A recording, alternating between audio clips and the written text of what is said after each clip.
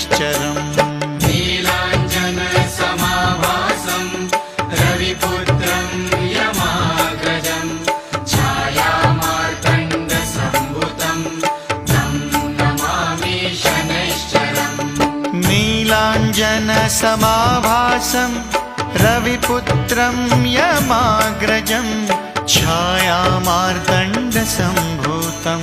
तं नमामि शनैश्चरम्